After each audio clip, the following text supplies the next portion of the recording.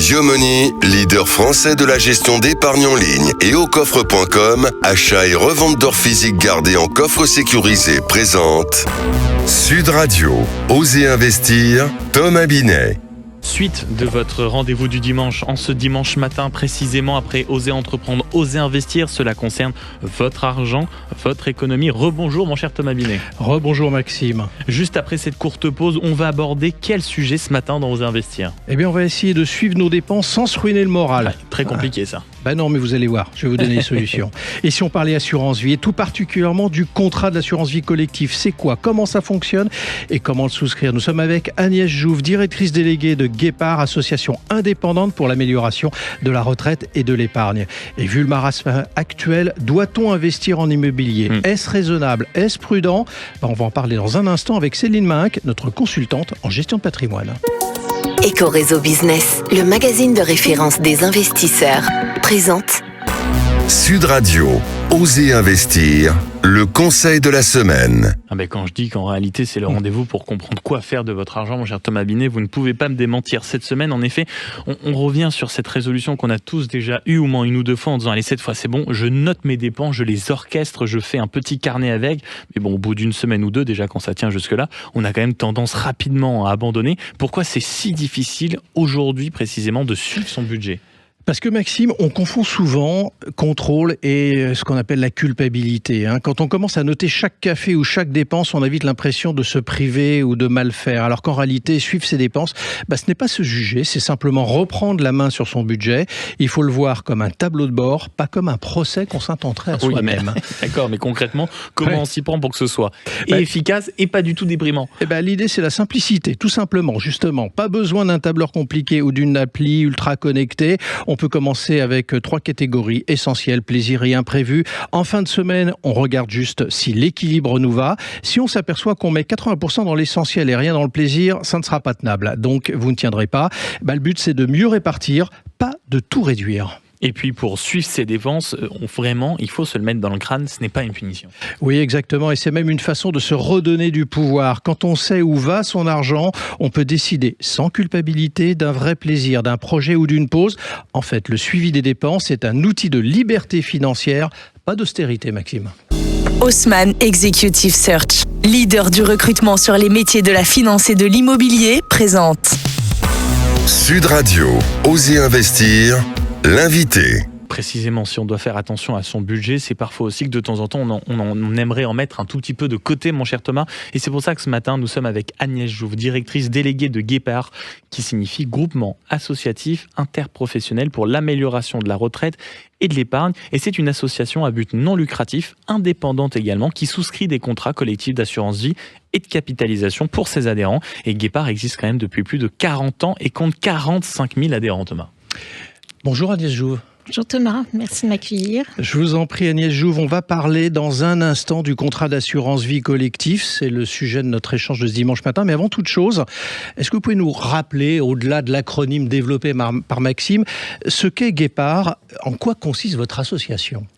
Alors je vous remercie de me donner la parole. Guépard effectivement est une association qui a 40 ans d'existence, 45 000 adhérents, il faut le rappeler. C'est une grande richesse. Elle a pour objet la défense de l'épargne et de la retraite. Elle a souscrit des contrats collectifs d'assurance vie auprès d'Allianz, donc son partenaire historique, et également depuis quelque temps des contrats de retraite avec Cellentia, qui est un assureur du filiale de la Carac. Donc c'est une association qui a pour objet, encore une fois, de défendre des intérêts des épargnants et qui repose sur 3 piliers centraux, qui sont la performance, bien évidemment, c'est ce que recherchent nos adhérents, L'indépendance, c'est très important en ce moment, et puis la défense auprès des pouvoirs publics. Alors, pour ceux qui nous écoutent ce dimanche matin, ils peuvent se poser quand même légitimement une question. Quel est l'intérêt de passer par vous et de devenir adhérent d'une association comme Guépard ? Ce que doivent savoir la plupart des épargnants, c'est qu'ils souscrivent des contrats collectifs sans savoir. C'est un peu comme Jourdain, un peu comme l'art. Pour quelle raison ? C'est qu'en réalité, la plupart sur le marché des contrats sont des contrats collectifs. Ils sont souscrits soit auprès de banques, soit d'associations dites captives. l'intérêt d'adhérer à des contrats, à des associations comme les nôtres, qui sont des associations totalement indépendantes, ça permet de faire non pas un contre-pouvoir, parce que ce sont nos partenaires, les assureurs, mais en tout cas s'assurer auprès des assureurs que la gestion de leur contrat est correcte au plan financier et puis évidemment au plan opérationnel. Donc on a tout intérêt à adhérer à une association indépendante et de bien regarder quel est le souscripteur du contrat collectif. Alors justement, vous me proposez de faire le passage à la question d'après. On va parler de ce fameux contrat d'assurance vie collectif. Concrètement, on va définir d'abord les choses ensemble, si vous le permettez. C'est quoi un contrat, justement, d'assurance vie collectif ? C'est une partie, en quelque sorte, à trois. Vous avez une association, comme la nôtre, ou comme d'autres, qui souscrit un contrat auprès d'un assureur, et qui le négocie au préalable pour s'assurer qu'il est conforme aux intérêts de ses adhérents. Une fois que ce contrat collectif est conclu, les adhérents adhèrent à l'association, et une fois qu'ils ont adhéré à l'association, ça leur permet de bénéficier du contrat d'assurance vie. Donc ça se constitue de cette façon. Alors justement, qu'est-ce qui te différencie d'un contrat d'assurance vie individuel ? Puisqu'on a parlé du collectif et souvent les gens qui nous écoutent se disent « Oui, mais collectif, moi je ne sais pas trop, je ne connais pas. En revanche, l'individuel, je sais bien. » Alors qu'est-ce qui vous le différencie ? Eh bien, ils savent que c'est de l'individuel, mais en réalité, la plupart sur le marché ne sont pas des contrats individuels. Ce sont des contrats collectifs. J'aurais envie de dire, je n'ai pas fait de stats, mais à mon avis, autour de 90 ou 95%, ce sont des contrats collectifs. Mais il y a vrai contrat collectif et il y a faux vrai contrat collectif. Le vrai contrat collectif, juridiquement, ils sont tous collectifs. La grosse différence, encore une fois, il s'agit de l'association qui porte ce contrat collectif. Alors, quel est l'intérêt d'avoir un contrat collectif d'une manière ou d'une autre ? C'est que l'adhérent, comme toute association, donc il adhère à une association, cette association a un conseil d'administration. En l'occurrence, il faut bien regarder quels sont les membres du conseil d'administration. Pour ce qui nous concerne, ils sont tous indépendants, aucun lien avec les assureurs. Et d'autre part, comme toute association, il y a une assemblée générale. Et au sein de cette assemblée générale, les adhérents ont la possibilité de dire go ou no go à des modifications qui sont proposées par l'assureur. Typiquement, si il y a une résolution qui propose une augmentation sur les frais du contrat, les adhérents peuvent s'y opposer. Alors, qui peut souscrire un contrat collectif ? N'importe qui ? N'importe qui, tout adhérent. Une fois qu'il a été, vous avez des distributeurs, des CGP comme madame, qui proposent des contrats en gestion de patrimoine, oui. Exactement, ou des courtiers en assurance qui vont proposer, ou des agents généraux, des contrats d'assurance collective, et tout à chacun peuvent y adhérer. Et la clause bénéficiaire, parce qu'on en a parlé dans un ancien numéro, justement, d'Oser Investir. C'est au bénéfice de qui, ces contrats ? Comment on fait ? Est-ce que j'ai la possibilité de juste rappeler comment fonctionne un contrat d'assurance vie ? Donc, le contrat d'assurance vie, c'est un couteau suisse. Donc, vous avez la possibilité de constituer votre épargne sur des supports, soit très sécurisés, comme le fonds euro, soit avec une performance plus importante, mais un risque plus important. Mais en même temps, comme couteau suisse, vous pouvez transmettre le capital à qui que ce soit par le biais de la clause bénéficiaire. Et cet avantage de contrat d'assurance vie, ce couteau suisse, c'est que la transmission à vos bénéficiaires n'entre pas dans la succession. Donc effectivement, c'est un outil très performant en termes de transmission. Et quel est le parcours de décision ? Dans la sélection du contrat, moi je suis monsieur et madame tout le monde, oui. Je veux souscrire. Comment je dois m'y prendre ?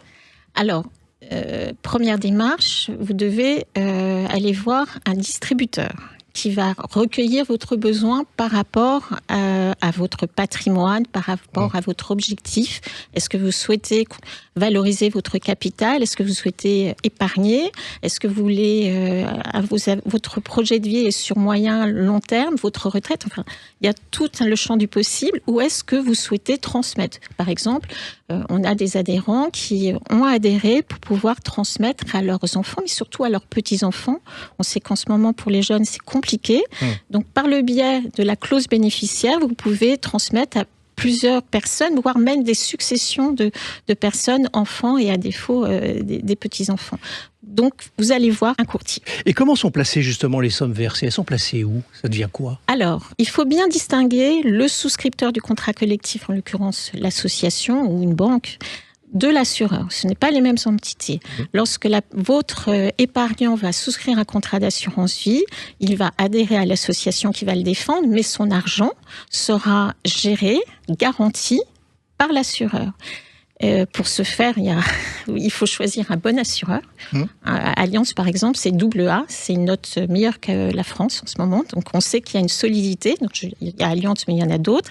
Et Allianz ou d'autres, ou comme Silencia ou AXA, vont prendre le capital et l'investir sur des supports qui auront été choisis par l'épargnant. Mon ultime question, quelles sont les performances économiques qu'on peut espérer sur ce type de contrat ?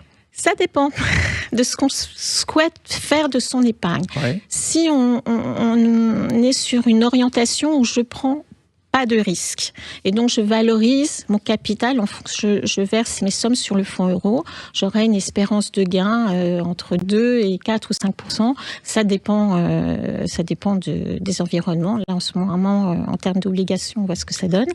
Nous, on a un fonds qui est assez performant, enfin même performant. Donc c'est du fonds euro, quoi qu'il en soit. C'est du fonds euro avec des taux boostés. Il y a plein de campagnes en ce moment.